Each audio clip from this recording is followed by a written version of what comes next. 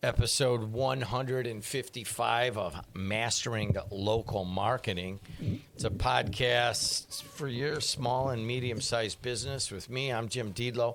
I'm the owner of WJOB Radio and Heartland Sports TV Network and some other stuff. And he is Matt Hansen. He is a digital marketing professor at Purdue Northwest right down the street. Hi. Hi. How are you? Good to see you. It's summertime. You guys could be listening to this anytime, but Matt Hansen is much more just jovial during the summer than when you come in here and you already had a class and then you're going to another class and you have to grade a bunch of assignments. The problem is I hate winter. I hate being cold. I like being hot. So I'm in my place. It's a little chilly outside for me today, actually. It's in the 60s right now, but it's supposed to get in the upper 70s, so I can deal with that. Facebook Marketplace is usually treated like a place to buy used furniture, sell old equipment, and find a deal. But for small business owners, it can also be a free window into local demand. When you know what to look for, Marketplace can show you how people describe their problems, what products get attention, what price points feel realistic, and where gaps exist in your local market. This episode breaks down 5 ways to use Facebook Marketplace as a simple marketing research tool before you spend money on ads, inventory, offers, or new services. Your next business idea might already be sitting in the search results. Why this? Are you on Facebook? I am. All right. Do you ever check out Marketplace? My daughter shows me stuff every day and buys stuff every 3 or 4 days for her growing family. She's bought cribs. She's bought little plastic things for the kids to ride. She's bought decorations for the rooms. I mean, there's a huge rocking chair. There's a huge market in the needs for young families to, I finished with this, I'll sell it to another one. And it's almost like they're passing it around. Once the first person buys it at regular price, then it goes around, and it might be 3 or 4 uses. And kind of the 2, 3, and 4 all get a pretty good use out of something at a cheap price. So that's what I know about it. Yeah, so a lot of people think it's like just almost like a garage sale or a repurposing kind of thing, but there's a huge market on there, and there's a ton of opportunity. There's a ton of research that you can go out there and do on it.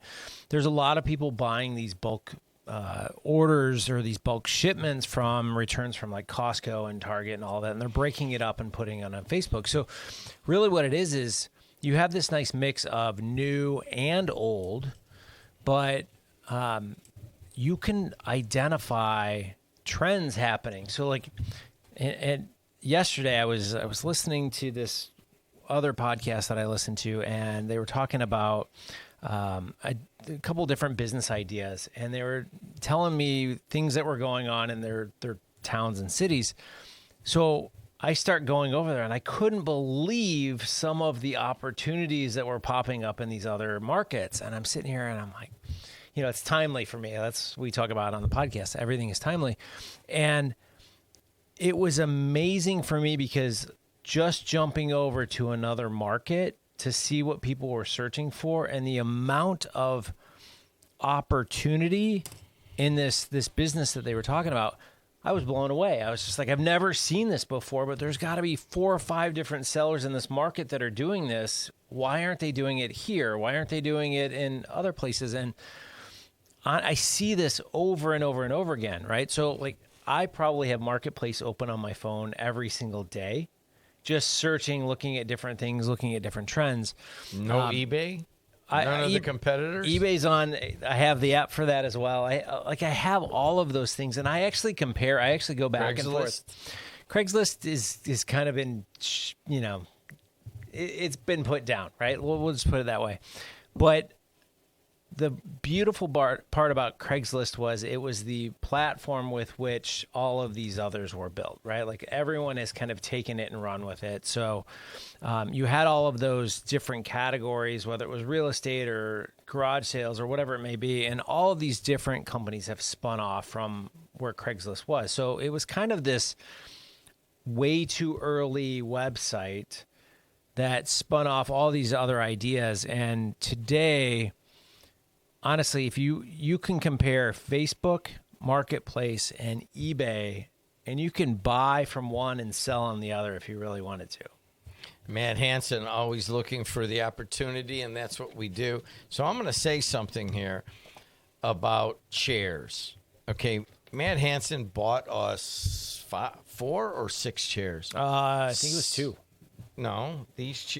You bought the blue ones. The blue ones, yeah. All right, we bought these, right, at your behest, and for whatever reason, this chair now squeaks. Yeah, it's driving me nuts. I know. So while I'm talking, can you get the other chair?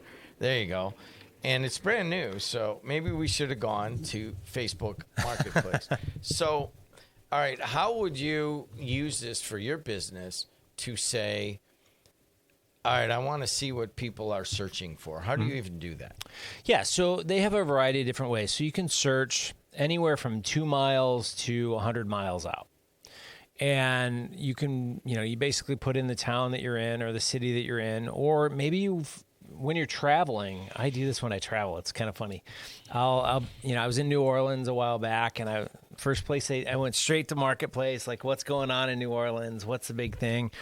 And you really start to uncover trends. Now, I get it that you need to have a starting point. You need to, what am I searching for? So, I enjoy old cars, so I always search for old cars in different locations. So, one of the things that I've always wanted to buy is an old pickup truck. And I will do a constant search in our area, but then I also do a search in Evansville, because that gets me into Kentucky, right? And parts of Tennessee. I'll go over to Columbus, Ohio, and search there. I'll go up to... Which gets you a little West Virginia. Gets me... Yeah. There's actually one I'm watching in West Virginia right now. I'll go up to Green Bay, Wisconsin, because that gets you up into the UP of Michigan and over to Minnesota. And then I'll go over to Des Moines, Iowa, because that gets you kind of in the, so that instead of having a gigantic circle around me, it doesn't allow you to go past, a certain amount of miles, but you can jump and see what's going on. So, yesterday I was in Tucson, I was in Dallas, I was down in Miami looking at stuff. And it's just because I'm identifying trends of things that I want to focus on and products, because I'm seeing that, let's take the old truck, for example. And I know this doesn't resonate with business, but this is what I mean by understanding pricing. Here, you can go in and you're probably going to spend roughly, we'll call it $30,000 to $45,000 on an old truck. If you go to Dallas, Texas, or anywhere in Texas, that price goes down. If I go to Miami, where my brother lives, that price typically goes up a little bit for obvious reasons.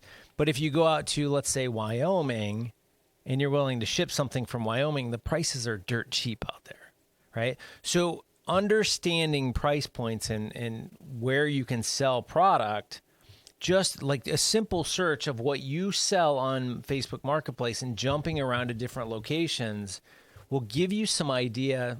Here, let's pull it back.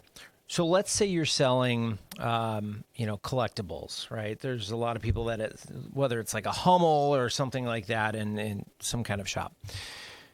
When you look to sell online, you can go pretty broad and just say, I want to sell in the United States. I want to buy some ads. But when you look at certain, and I don't know why I said Hummel, but I remember Hummel back in the day. If I search Hummel in Miami versus Dallas versus Chicago versus Nashville, you may start to see some price differences. So you want to look for where people are selling it for much higher prices, because then you can start to target those areas because they're buying them on Marketplace already for that price. you can sell your product in that market as well for that same price instead of selling it at a discounted price, right? So if you're buying ad space and you realize like it's a hot commodity in the Northeast, but not so much in the South, then why would you target the entire United States? Go into the Northeast and try to sell there because you're getting more dollars coming back for the same ad dollars that you're spending. So when you talk about pricing, and honestly, I don't think we talk enough about pricing because there are other ways to look at your local market and where you should price. You're also talking about like what kind of things get sold there. Like you're trying to figure out, even if it's your service. Now, there's not services listed there. Like there's tons. You could say, all right, here's what I do. Like Dave Rumis over here in Highland, he fixes small appliances, Rainbow Appliance. I'll give him a kick there. And I always thought he was like way lower on all his prices. And of course, that's why I'm calling him. Yep. Instead of like pulling the dishwasher out, I'm like, hey, and while you're here, can you check the spinner on the washer and all that stuff? But I don't think he ever did any, this is why I can make money at this. Never once looked at it, other people's prices. And I think that's just Dave. He's been doing it for 50 years or whatever. But a lot of people never look at the prices around them, including me, which we all know about the big faux pas I've had lately about, CPM and so forth. But every once in a while, you got to look at what other people are charging. And even if it's like, oh, my God, I would feel bad charging people that. Well, if they're getting it, that's the market. Right. Yeah. So, I mean, there are people on Marketplace selling services left and right, whether it's entertainment, bouncy house kind of stuff, or painting, or like you said, working on appliance repair. Understand that you have to identify what the market will accept. Now, you don't have to be the cheapest, you don't have to be the most expensive, but you do have to understand what people are looking at. I think the best one that I've ever seen is pressure washing, right? Pressure washing service. So they're using your water, they're coming in, they're using your power, unless they have a generator, and they're providing a pressure washer, and they're doing the house. It's all labor almost. It's all labor, yeah. But have you done the pricing on pressure washing lately? Well, it must be good because I know a couple of people that are in the restoration and painting have now, basically put together a pressure washing division so I don't know why, but I'm guessing they make a lot of money. Oh, they make a ton of money, right? So we had, I think we did a quote for pressure washing about 3 years ago. And it was just to clean up a deck and just to hit the siding real quick. And honestly, I think we were like $600, $700. And I'm sitting there going, for pressure washing? Like, it's my water, my electric. You're only there for, half a day, maybe less than that. I'm like, really? And it blew my mind because if I was starting a business or if I was in that business and had been doing it for 50 years or whatever, I would have never thought, right? Like I had my son pressure washing our driveway the other day and that was free for me, right? Great. But it just blew my mind what the pricing was. And it's often that I'm on Marketplace looking at things and trying to understand businesses because, I do research on a variety of different businesses. And it blows my mind how undervalued some people are, how they don't sell their services for enough, right? And I've got a painting buddy of mine that he does pressure washing and he loves it. He's just like, I bring the pressure washer, it's all labor, everything's provided by them. And then I charge them a couple $100 and I'm out the door. And there's very little cleanup, right? Water evaporates and you're good to go. But that's what I mean by like, we talked about Reddit a couple weeks ago, and Facebook Marketplace is another go-to that I have. Like I literally, if you checked my tabs right now on my phone, I guarantee you there's at least 3 things I'm watching on Marketplace because I'm trying to understand it. Use it. I mean, whether it's pricing or understanding what is selling well in an area, see if there's nobody selling. I mean, that's another thing is if there's nobody selling a certain type of product, why? Or if there is one person that's selling it, it's a horribly done post. It's, it's John with, you can give me a call if you want kind of post, right? Like I see that all the time. Like, don't bother me with if it's available. Yeah, it's available. That's why I posted it. It's like this, they're arguing with themselves on the post, and you're just sitting there and you're like, okay, I can tell you John is going to be a bear to deal with. What if we were the ones that were actually providing this service? And it just blows my mind. It's so fun to watch. So, I mean, obviously you can learn about pricing, services, or products. You can learn about availability and what is the demand. I mean, if there's several people offering pressure washing, then there are some options. But if there's only a few and their prices are high, then that people are wanting that. So you started to talk a little bit about the language that you would use in posting your service or your product, and what do you advocate for? Well, most of the people that we're probably talking about have a physical location. So that's the biggest. It's the biggest thing. So when my wife shops on Marketplace, she's not the one going to pick stuff up. It's, hey, I found this. I need you to go pick this up. And I always kind of go, all right, fine, right? But if you are a business, who's to say that you can't post all of the things that you're selling on Marketplace consistently? It's free. It's free advertising. And you put that out there, and to pick it up, you come to our store. It's not like they walk in and say, hey, I'm Matt. I wanted your this and that for, $200. Okay, yeah, it's around here. It's back. We've got it off to the side.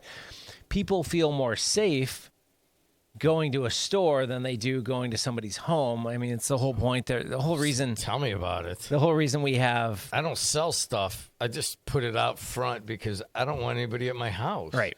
Yeah. Well, and that's the thing, right? Like your local police department has an exchange right out front. And, we're right by You start to see that more and more. That and, honestly, from couples that, have the parental, whose turn is it? Right. But, I live probably a mile from the police station, and every time I drive by there's somebody in that exchange lot, and it's become a huge business. But what I'm saying, though, is if you have a business and you have a physical location, use the free advertising on Marketplace to put your product out there, because these people are looking. If you've got product that you can put on there that's comparable in price, they'd rather come to you than they would to, some alley to pick it up out of a garage. I mean, let's be honest. Nobody wants to do that. So I think we've covered kind of a lot about Facebook Marketplace. So I guess this would be the portion of the podcast where I would tell an anecdote.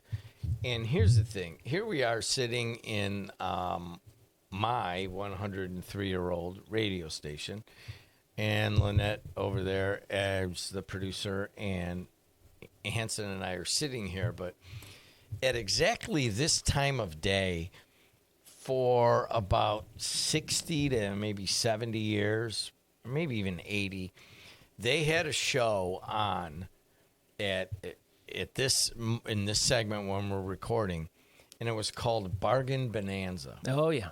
Do you remember that? I don't, but I know exactly what it is. Yeah.